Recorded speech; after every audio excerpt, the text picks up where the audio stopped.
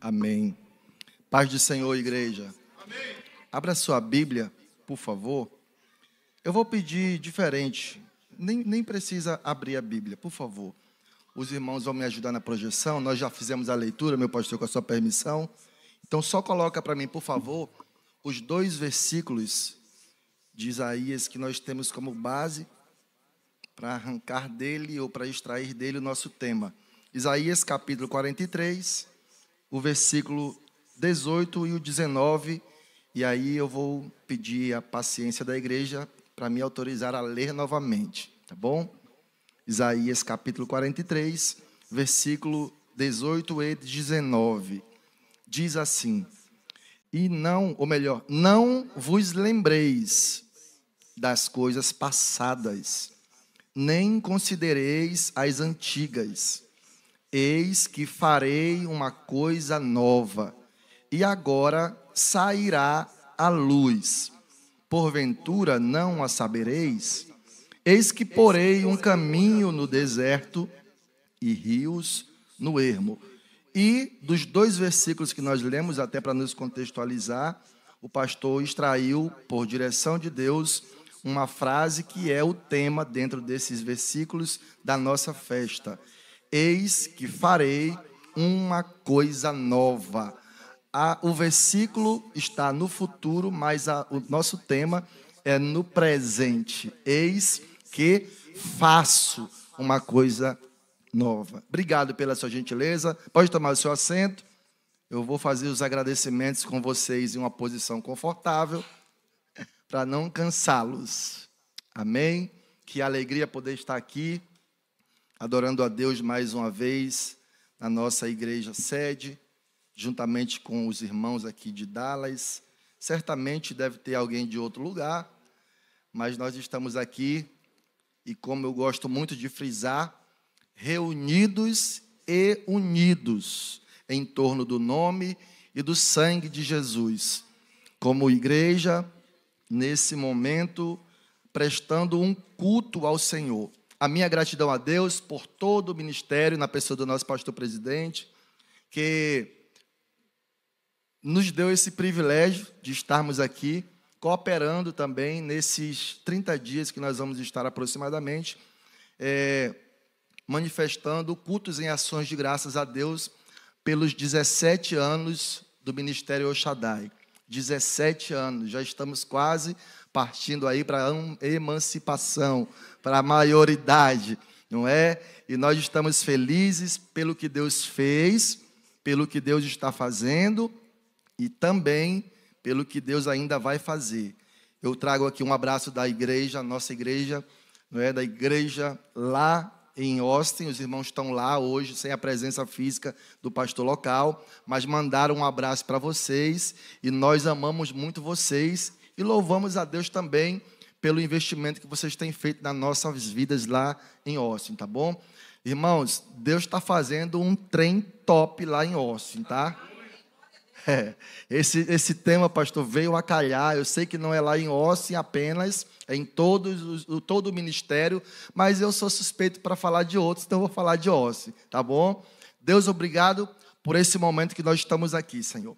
Irmãos, nós temos um tema, nós temos um texto, nós temos um contexto, e nós estamos hoje iniciando uma série de pregações que vão ser feitas dentro do texto e do contexto que nós já lemos e relemos.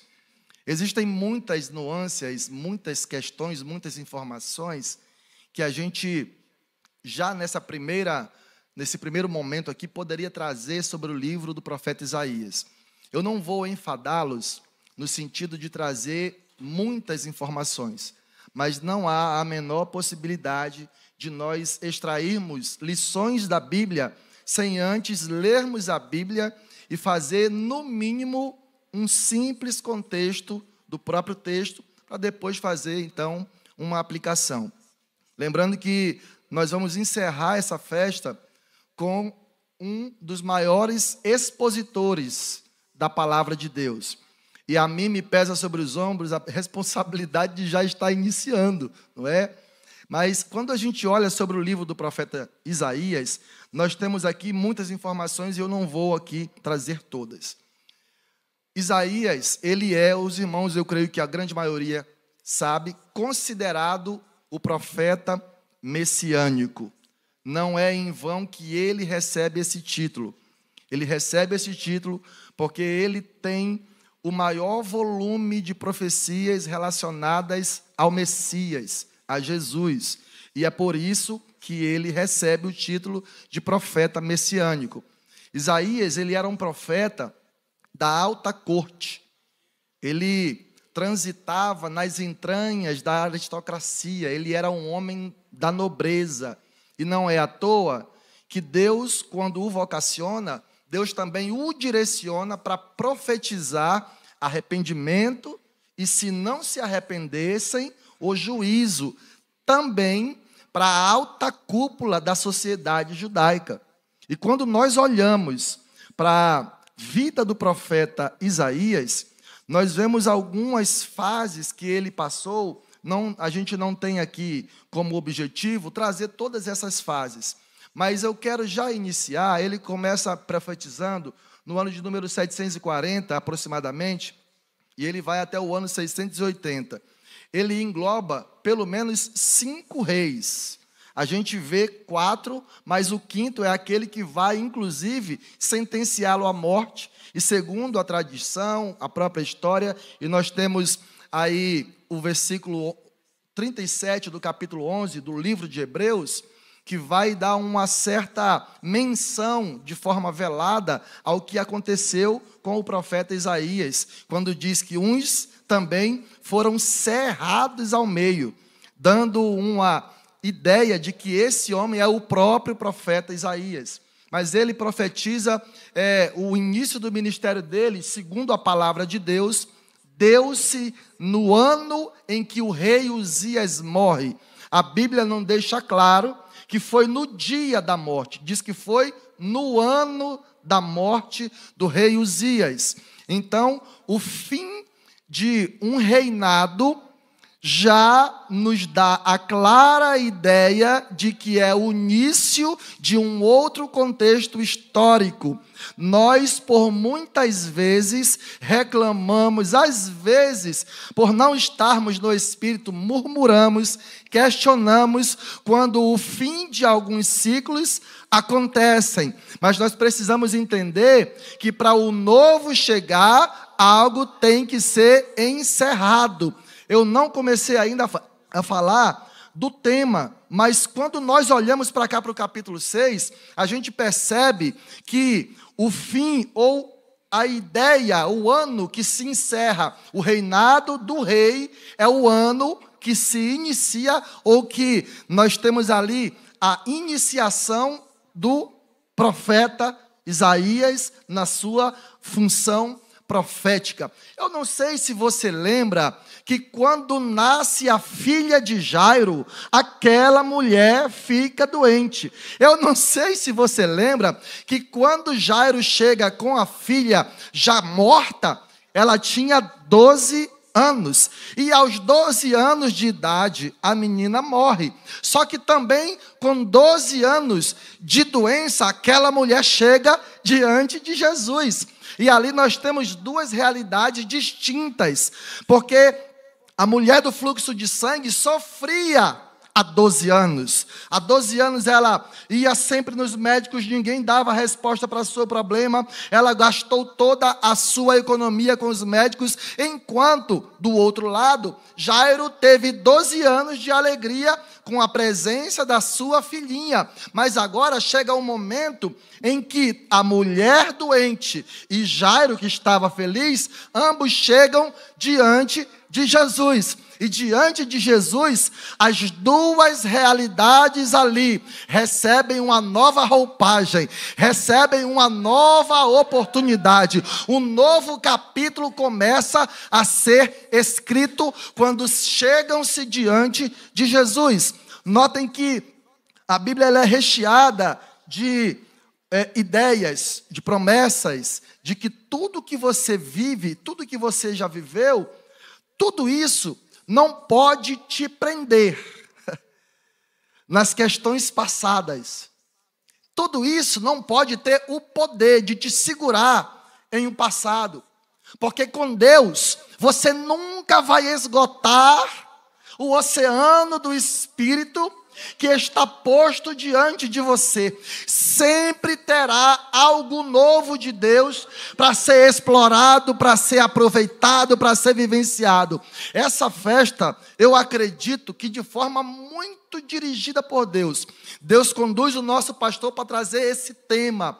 Porque nós estamos vendo, vivenciando, enxergando, apalpando muita bênção de Deus, muito milagre de Deus. Mas por mais que seja bom, por mais que seja benéfico, nós já vivemos. E o nosso Deus, Ele não está interessado em que nós nos prendamos no passado, por mais que seja excelente. Porque com Deus sempre vai ter coisa muito melhor para acontecer na nossa vida. Então prepare a tua mentalidade, prepare a sua estrutura, porque nesse mês nós vamos ser tão bombardeados de palavra profética, de palavra de Deus, para podermos nos posicionar, para vivenciarmos o novo de Deus.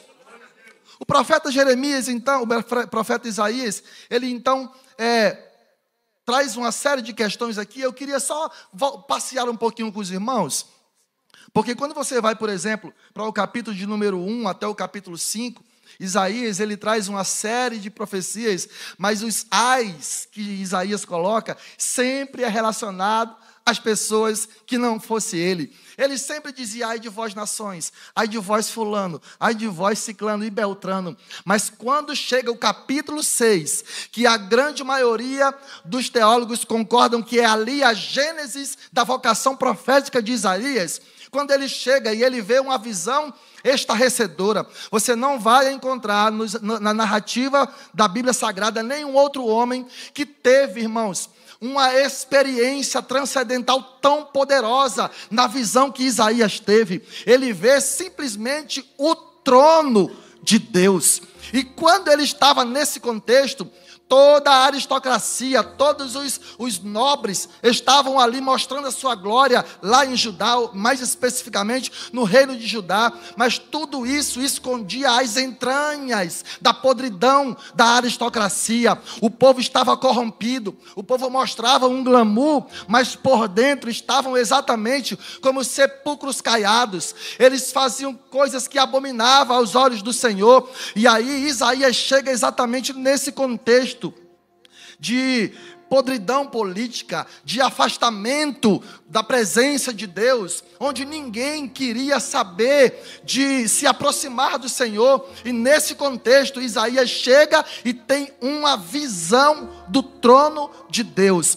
E a Bíblia vai dizer que o trono de Deus era quem regia as coisas que estavam na sua adjacência. Quando eu olho para essa expressão profética da visão de Isaías, eu me lembro que por mais que os tronos humanos se abalem, por mais que os governos, as cadeiras, as autoridades humanas se abalem, o trono do Deus que nós servimos é um trono inabalável, e Ele está assentado sobre esse trono. Ele nunca, jamais perdeu o controle do governo da terra. E esta palavra que Isaías nos traz, nos faz lembrarmos que podem todos os governos da terra se corromperem, desviarem-se do caminho da retidão, mas o trono, aleluia, do nosso Deus está posto e é inabalável.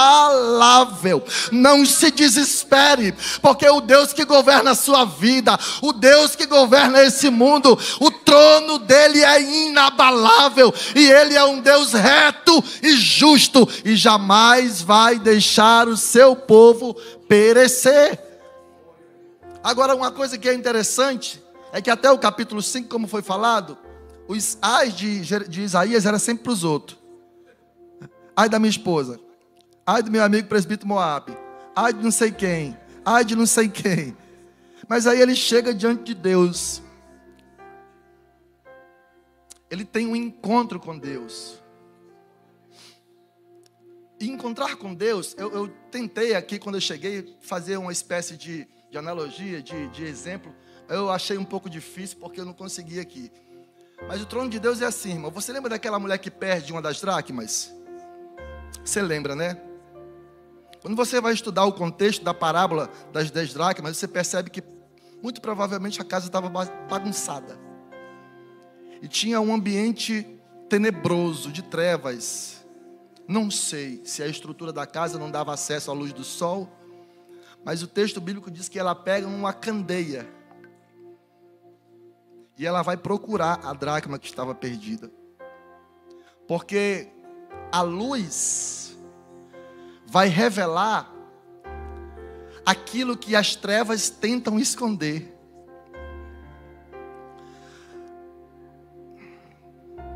A luz vai trazer à tona aquilo que está escondido até nas entrelinhas.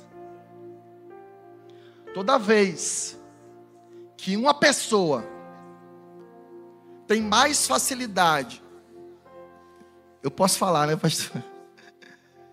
De encontrar defeito no outro. Se eu for pegar esse exemplo, isso significa dizer que a pessoa que está sendo apontada tem mais luz. Você pegou?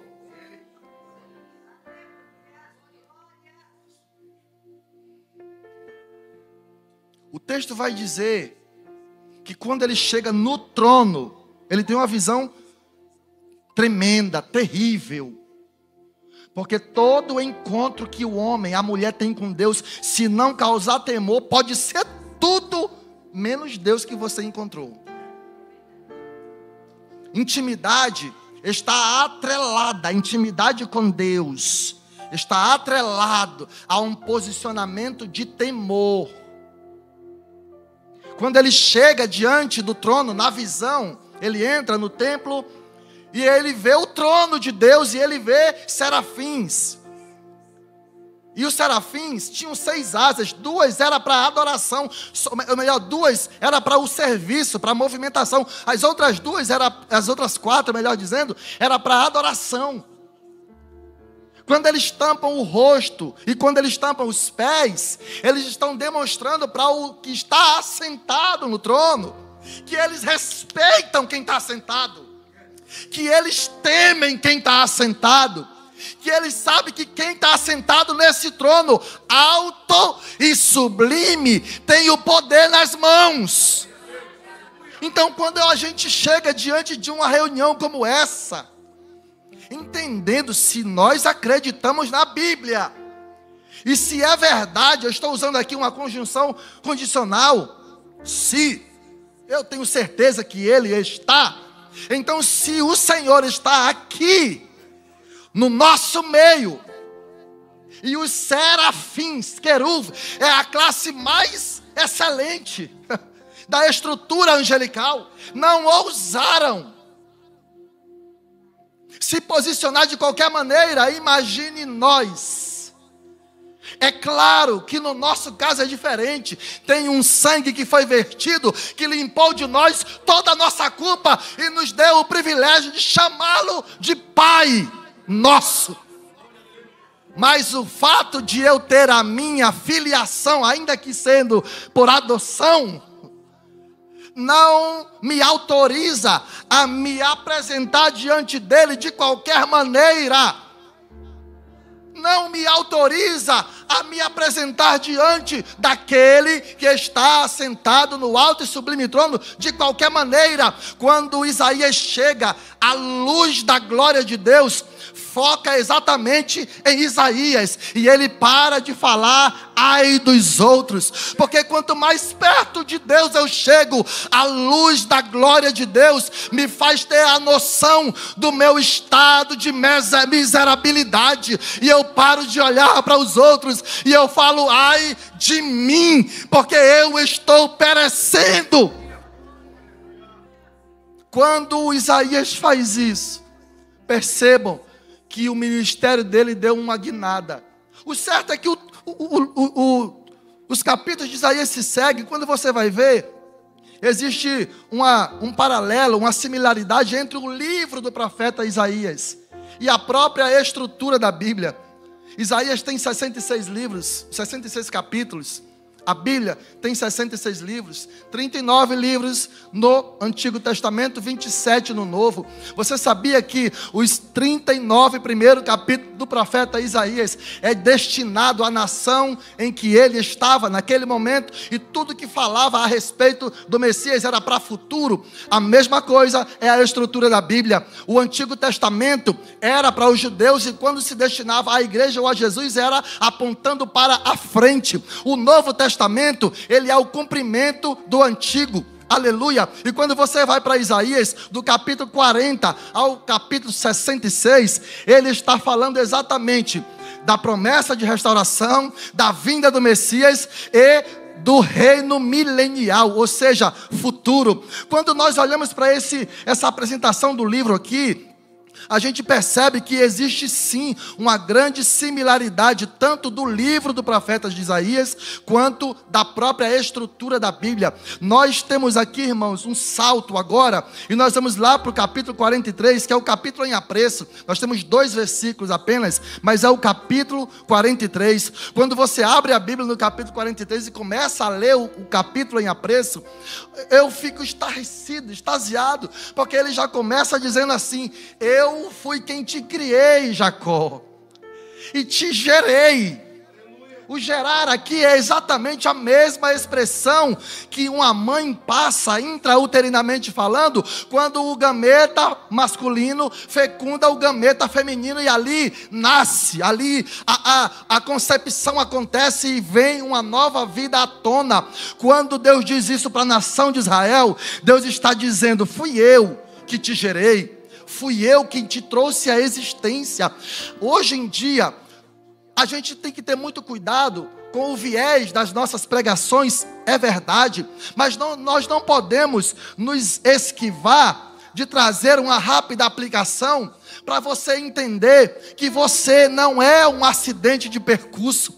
Você não foi um acidente que aconteceu por falta de planejamento do papai e da mamãe. Por mais que os teus pais terrenos não tenham te projetado, por mais que você não tenha estado dentro de um plano lindo, maravilhoso, cheio de confetes aqui nessa terra, mas você não foi um erro, porque o próprio Deus está nos dando clareza de que Ele tem um projeto de formação. Ele nos gerou, e todo plano que Deus faz, todo plano que Deus gera, que nasce nas entranhas de Deus, não é um plano para dar errado. Você não é um projeto falido. Parece afirmativa de coach dessa nova geração, mas a Bíblia tem uma promessa. Se você porventura chegou aqui preocupado, triste, ansioso: pastor, a minha vida está sem sentido, eu olho para a minha existência, para o presente e para o futuro, e eu não encontro nexo, eu não encontro motivos. Lembre você que Deus foi quem te trouxe à existência, e tem um plano de Deus para ser elaborado na sua vida, em nome de Jesus. Eu fui quem te gerei, eu fui quem te trouxe à existência. E as promessas de Isaías capítulo 43 não é apenas no sentido de confirmar a nossa identidade. Uma geração abençoada que tem crise de identidade, não sabe quem é, para que existe, por que é que veio e para onde vai. Mas a Bíblia dissipa todas essas questões duvidosas. Se você não sabe por que você existe para glorificar o nome do Senhor. Você existe para que o nome do Senhor seja glorificado na sua existência, na sua conquista, na sua dinâmica diária, nos leões que você mata todo dia. É bem verdade que tem alguns que matam 10 por dia, mas os teus desafios que você vence, glorifica o nome do Senhor. Para isso que nós existimos. Quem somos? Você é filho de Deus. A Bíblia está repleta de palavras de afirmação, dizendo que você é a geração eleita, sacerdócio real, povo santo, zeloso de boas obras. É isso que nós somos. Nós precisamos confirmar a nossa identidade em Deus. Você não é qualquer pessoa, e isso aqui não é gatilho ou munição para você sair por aí abanando o ombro, com o nariz empinado. Não, é para você fortalecer a sua identidade em Deus. Você é filho de Deus.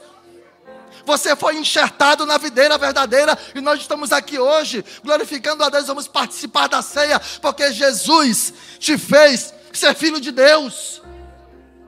Essa é a nossa identidade. E para onde nós vamos? Há uma promessa de redenção também no livro do profeta Isaías.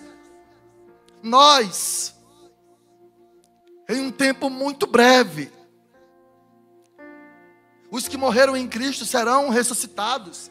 E nós vamos ter essa carcaça transformada. Sabe o que é isso? Eu tomei um banho, passei um perfume, passei o gambazinho para poder estar bem apresentável e cheiroso. Se eu sair daqui e não tomar outro banho, ninguém vai ter condições de ficar perto de mim, porque nós somos assim. Agora o corpo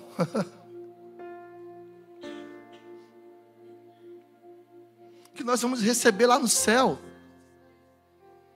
é um corpo glorificado. Aleluia. Não tem esse ciclo mensal que as mulheres tadinhas passam? Variação de humor por causa das variações hormonais, se estressa. Segundo os especialistas, são 142 sintomas. Quando nós nos preparamos, o mês passado foi desse jeito. Eu já me preparo, aí chega outro totalmente diferente. Lá no céu não vai ter isso. Não tem a dor de cabeça que a gente passa por causa dos serviços externos aqui no calor abençoado texano. Lá no céu não vai ter isso. Corpo glorificado.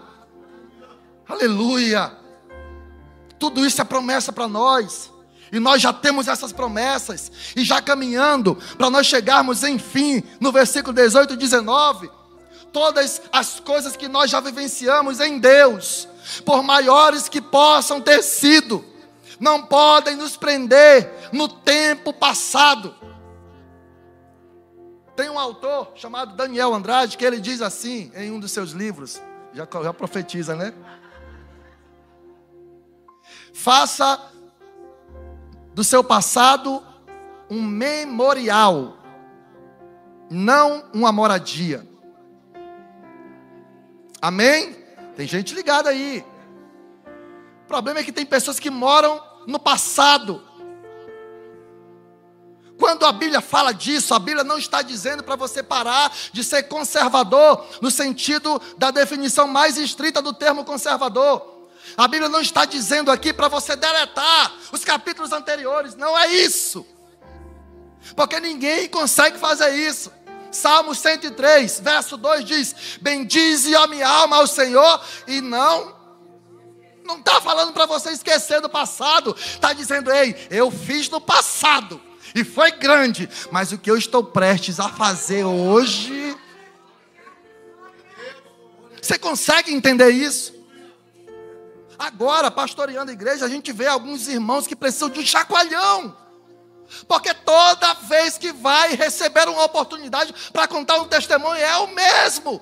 Há 20 anos, 8 meses, 10 dias e algumas horas, Deus fez uma coisa comigo. Domingo que vem, há 20 anos, 8 meses, 10 horas e alguns... Sempre a mesma coisa. Sempre a mesma coisa. Parece que não vive o novo de Deus. Mas para viver o novo de Deus, precisa de uma estrutura nova. Precisa de um posicionamento novo. E nessa iniciação da nossa festa, talvez o objetivo que Deus me encaminhe para nós é justamente nos orientar a nos posicionar. Nos posicionar mentalmente. Porque ninguém pode viver o novo com a mentalidade passada. Ninguém pode experimentar uma estrutura nova com a estrutura passada. Se você quer conteúdo novo, pare de ser odre velho. Se você quer um remendo novo, pare de ser pano velho. Pastor, como é que eu faço então para me posicionar da forma que Deus vai encontrar em mim uma estrutura pronta, adaptada para receber o novo? Romanos capítulo 12, versículo de número 2. Tudo começa na nossa cuca. Tudo começa na nossa mente. Tudo começa na nossa mentalidade. E a Bíblia diz: mude a sua mentalidade segundo a palavra de Deus.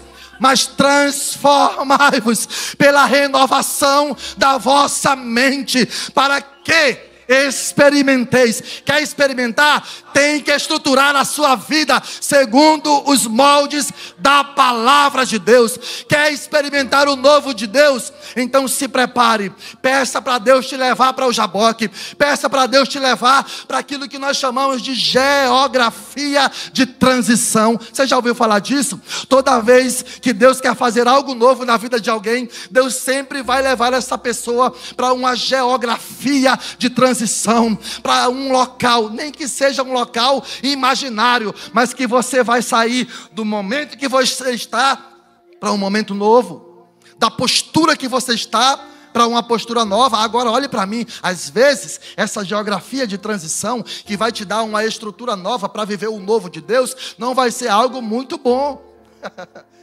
O problema é que as pessoas querem a bênção de Deus, mas não querem terem a estrutura para terem essa bênção.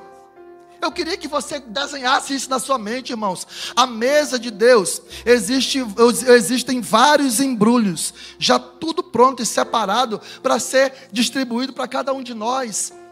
Mas alguém aqui é um pai irresponsável para financiar e patrocinar a habilitação para um menino ou uma menina de menos de 16 anos aqui no país? Porque segundo a lei americana, eles entendem, aqui no Brasil é um pouco mais, 18 no mínimo, que a criança ou o adolescente, ele precisa chegar até os 16 anos, é claro que ainda assistido com algum outro maior habilitado, porque ele tem estrutura só quando ele chega aos 16. E aí o Estado entrega uma drive license. Tem pessoas que querem ter uma drive license espiritual, mas não chega na postura que Deus quer. Deus está nos sacudindo talvez aqui nesta manhã, porque nós temos aí uma série de domingos, de sextas-feiras, para nos lembrar da promessa dele. Mas Deus não é um pai irresponsável que vai dar o novo sem antes destruir o velho. Meu Deus do céu. Aí um dia eu estava passando pelas ruas de Porto Velho, capital do estado de Rondônia, lá no nosso querido Brasil. Morei 29 anos lá. E eu passava sempre, e tinha um prédio antigo, abandonado. Ninguém habitava, a não ser alguns homeless, às vezes. Depois passava por uma série de ordens de despejo. Os pombos fazendo moradia lá. Um monte de mato, podridão. De um dia para a noite, aquele prédio simplesmente foi demolido. Quando eu passei, eu vi aquele monte de monturo. Eu falei: meu Pai amado, que coisa horrível. Em pleno centro de Porto Velho, uma capital do nosso estado de Rondônia, tem lá um prédio todo destruído. Que coisa feia, que coisa horrível. E eu sempre, quando passava antes, eu olhava e falava: rapaz, esse prédio está abandonado.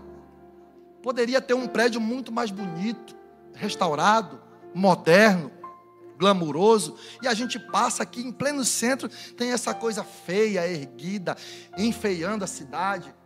Mais cedo ou mais tarde o prédio cai. E eu vi só o monturo e julguei o monturo. E Deus na mesma hora ministrou no meu coração: não foi você que queria que eu fizesse uma nova construção? Uma nova construção, para ser feita, primeiro a antiga precisa ser desmoronada. O nosso problema é que a gente olha para o monturo e julga o monturo, porque o monturo é uma imagem caótica. O monturo é uma imagem que talvez não seja tão agradável de nós olharmos e enxergarmos. Mas no monturo, enquanto eu olhava e via destruição, ruína, o meu Deus já enxergava um novo prédio sendo erguido. Tem pessoas que chegou aqui nesta manhã, talvez vivenciando monturos emocionais, monturos existenciais. Você olha para o seu ministério, talvez esteja um monturo. Você olha para a sua vida, talvez talvez esteja um monturo, sua família esteja talvez vivenciando esse estado de monturo, mas o Deus que você serve não olha para o monturo é um processo de uma nova construção que está chegando na nossa vida, e Deus mais uma vez confirma dizendo: eis que estou fazendo algo novo na sua vida, para que o meu nome seja glorificado. Aleluia. Do que é que Deus está falando exatamente? Eu já parto para o encerramento. Sobre não considerar, sobre não lembrar das coisas antigas. O próprio contexto nos aponta para isso. O povo de Israel, toda vez que você ouve falar, o povo de Deus, o povo hebreu, o povo de Israel, ainda que seja antes ou depois da nação dividida, você sempre, a primeira impressão da grande maioria das pessoas vai ser, o êxodo de 430 anos no Egito. 430 anos, quantas gerações não nasceram naquele contexto de escravidão? E aí agora, o próprio contexto, 2 versículos antes, Deus vai, antes do profeta profetizar a coisa nova que estava chegando, Deus diz: olha, fui eu, o Senhor, quem fiz um caminho seco no meio do mar. Fui eu, o Senhor, que fiz vocês atravessarem a pés enxutos no meio do mar. Fui eu, o Senhor, que depois que vocês atravessaram, eu olhei para o exército de Faraó e disse: come on. E eles vieram, e quando eles estavam no meio, eu fechei as 2 bandas do mar e esmaguei os cavalos de Faraó. Fui eu que fiz esta grande, terrível e maravilhosa obra. Eu sei que esta obra, eu estou aqui explicando, esta obra, ela é latente, recente, fresca na memória de vocês, ó nação. Eu sei que vocês não conseguem se desvencilhar daquele ato lá atrás. Eu sei que vocês, todas as vezes que vem alguma coisa ruim, vocês lembram desta obra e falam: foi a maior obra que Deus fez. Foi a obra mais extraordinária que Deus fez. E Deus estava chacoalhando o povo para ter a mesma atitude do profeta Eliseu. Ele pede porção dobrada. Quando Elias é levado no vento, no redemoinho, depois de ser separado pelos carros de fogo, cai a capa de Elias. Eliseu pega a capa de Elias e volta no Jordão que tinha acabado de ser aberto pelo ministério do profeta Elias. Agora Eliseu está com a capa, o Jordão tinha fechado, ele com a capa na mão, falou: é ruim que eu vou passar e me molhar? É ruim que eu vou nadar nesse rio? O Deus que fez através do profeta Elias vai continuar a fazer os seus feitos, porque Ele não é um Deus que agiu apenas no passado, e Ele vem e traz à tona a história. A autoridade de Deus diz: aonde está o Deus de Elias? O Jordão. Porque quem se prende às questões antigas está perdendo a oportunidade de viver o novo. Não esqueça no sentido de ser ingrato. Não esqueça no sentido de deletar a história. Agora não viva no passado, porque tem muita coisa de Deus chegando na nossa vida. E só quem está preparado vai experimentar a grandiosa obra que Deus está fazendo no nosso meio. Aleluia. Deus, de forma didática, falou: talvez para vocês, na mentalidade de vocês, essa seja uma obra inesquecível, é verdade. Talvez seja uma das ações mais poderosas que na mente de vocês esteja registrado. Você lembra quando Esdras foi inaugurar o templo?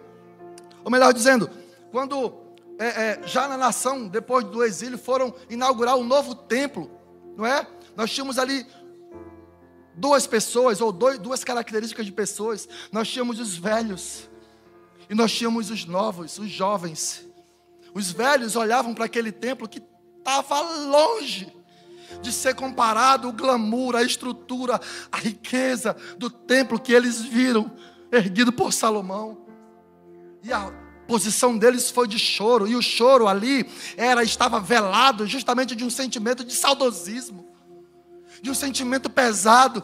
Esse é o novo templo que eu vou congregar, eu que já congreguei no templo de Salomão, eu que tenho um registro histórico do templo de Salomão, eu que vi, que toquei, que apalpei, eu que ouvi dos meus próprios pais o registro do glamour, da glória que desceu na inauguração. É ruim que esse novo templo vai ser igual, vai se comparar com a glória que desceu lá no passado. Do outro lado tinha os jovens que não entendiam, porque não viveram a história, e eles estavam muito felizes e satisfeitos por causa daquele templo novo. E a Bíblia vai dizer que Deus enche o profeta Ageu e sacode todo aquele povo e diz: vocês estão vivendo de saudosismo. Eu fiz muita coisa no templo de Salomão, e no templo de Salomão a minha glória desceu, mas tem uma coisa: a glória desta última casa que está prestes a descer é maior do que a da primeira.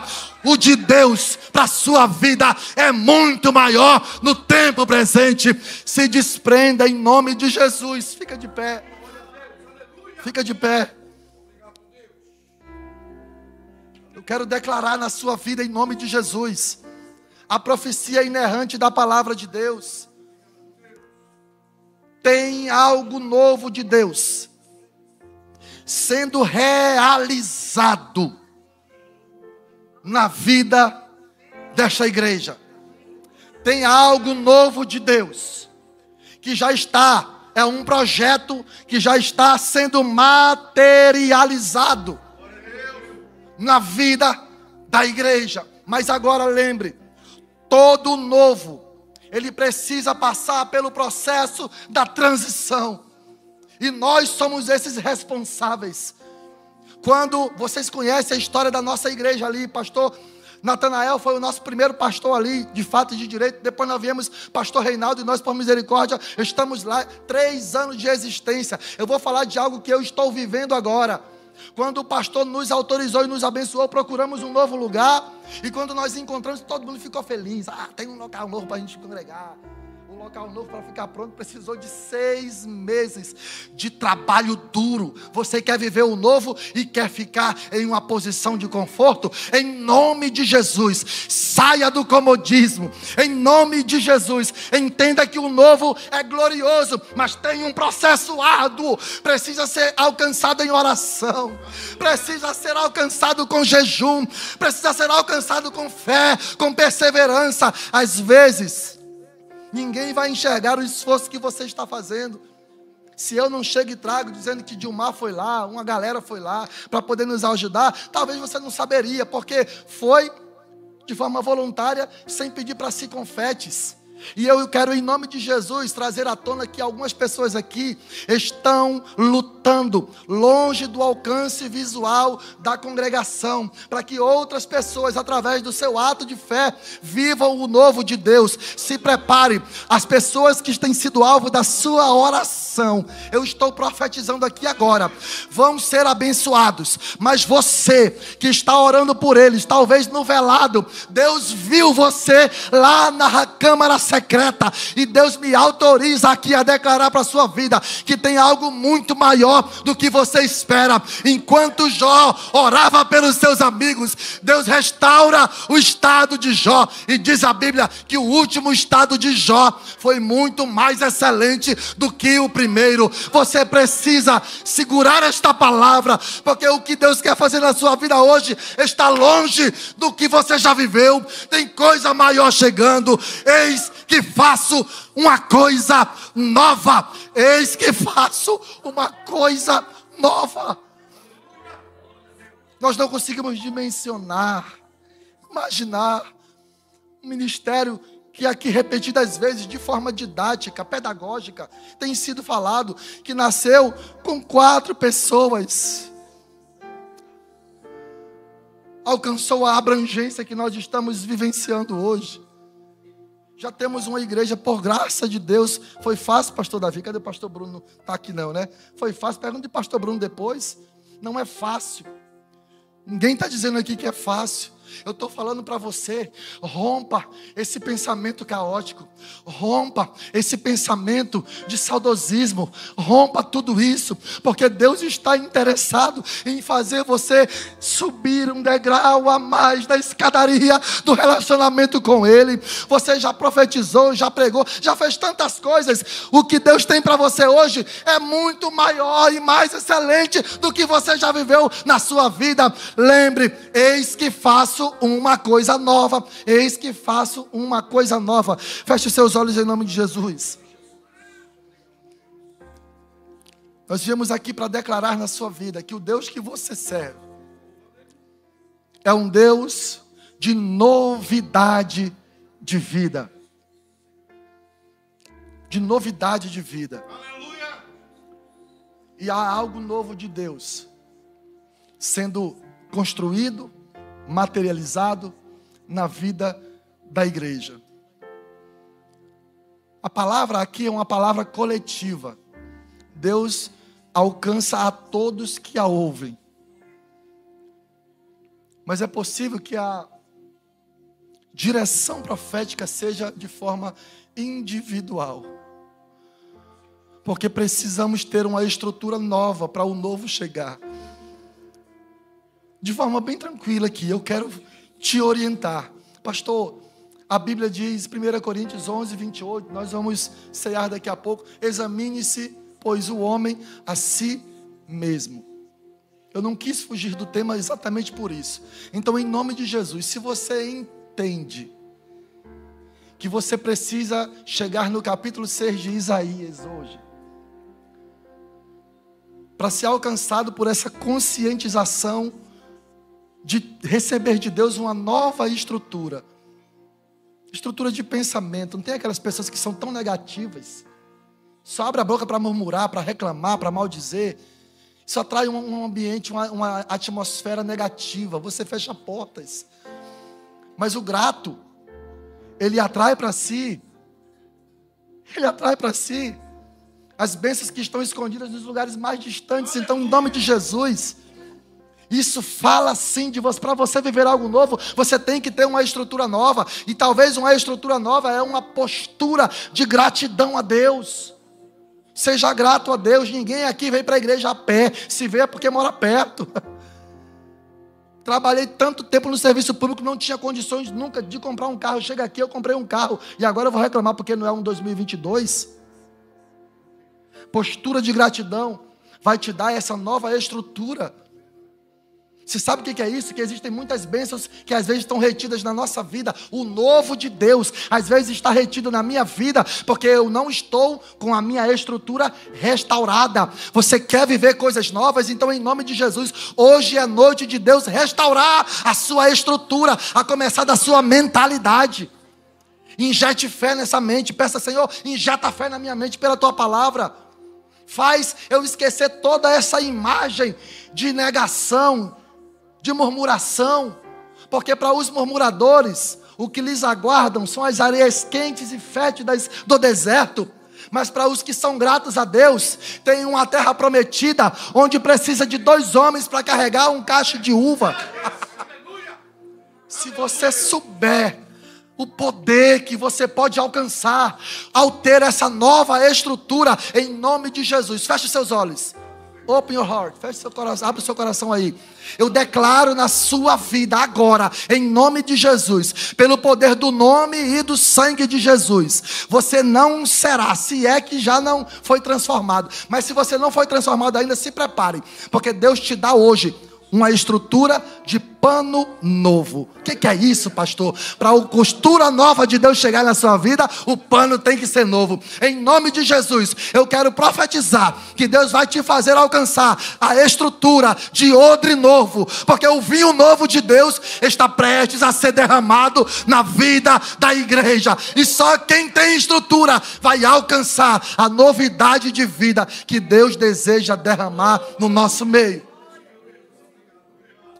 Vamos orar?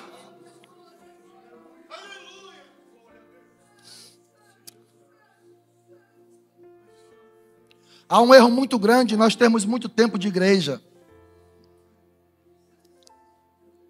Eu vou encerrar, irmão, eu estou tentando aqui. Eu sou, por graça de Deus, nascido dentro de um lar evangélico. Dormia nos bancos da igreja, nas vigílias, quando era criança. E às vezes essas repetições, se nós não tomarmos cuidado, elas vão vestindo uma capa de religiosidade. E a estrutura vai ficando apodrecida. E não há possibilidade de Deus derramar vinho novo em estruturas apodrecidas. Peça para Deus colocar uma estrutura nova no seu coração. Se você entender, talvez a minha falha seja em desenhar para você o que Deus mostrou fazendo na vida da igreja. Mas se você soubesse o que está na iminência de acontecer antes de Jesus voltar, e nós somos alvos disso, nós somos protagonistas do perfil da igreja da presente geração. Olha o que está acontecendo aqui. O pastor já declarou palavras proféticas para essa geração que está crescendo. A sua família não foi gerada para ir para o inferno. Não, os seus filhos vão povoar os céus. A sua casa vai povoar os céus. Tem uma promessa e eu não abro mão desta promessa. Crê no Senhor Jesus e será salvo, tu e tua casa. Tem novidade de Deus chegando. Você vai ficar com o queixo caído. Essa pessoa com o coração duro, irredutível, que você tenta há tantos anos e não vem para a igreja. Marido que não visita a esposa na igreja. Esposa que não vem para a igreja com o marido. Filho desviado, filho afastado. Irmãos, tem uma coisa tão poderosa e nova chegando, que você vai ficar de queixo caído, porque Deus está trabalhando. Deus está trabalhando. Nós vamos desbravar mais lugares ainda. Tem algo de novo chegando para o ministério. Deus está nos dando a oportunidade de ceifar em lugares que nós nunca imaginamos que chegaríamos. Tem algo novo de Deus chegando.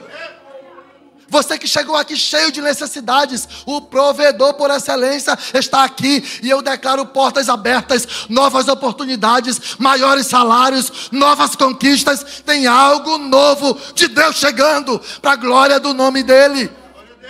Então se prepare. Você consegue profetizar aí para 2, 3 pessoas rapidinho?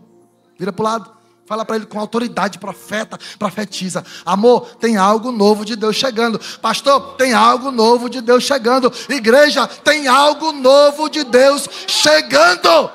Eis que faço nova uma coisa. Eis que faço uma coisa nova. Feche seus olhos. Feche seus olhos. Senhor, nós somos gratos a Ti pelo privilégio que o Senhor nos presenteou de estarmos vivenciando esse tempo presente. Um tempo de novidade, um tempo de coisa nova, um tempo lindo que o Senhor preparou para nós desfrutarmos. Senhor, em nome de Jesus eu declaro na vida da tua igreja um novo e mais excelente capítulo. Eu profetizo no meio do teu povo que a tua palavra já declara, Senhor, em nome de Jesus. Nós estamos prontos para receber o novo do Senhor. Então faz em nós o teu querer, cumpre em nós a tua palavra, manifesta em nós os teus planos, para que o teu nome continue sendo glorificado. Eu louvo ao Senhor pelo que o Senhor fez, mas também pelo que o Senhor ainda vai fazer. Obrigado em nome de Jesus. Amém.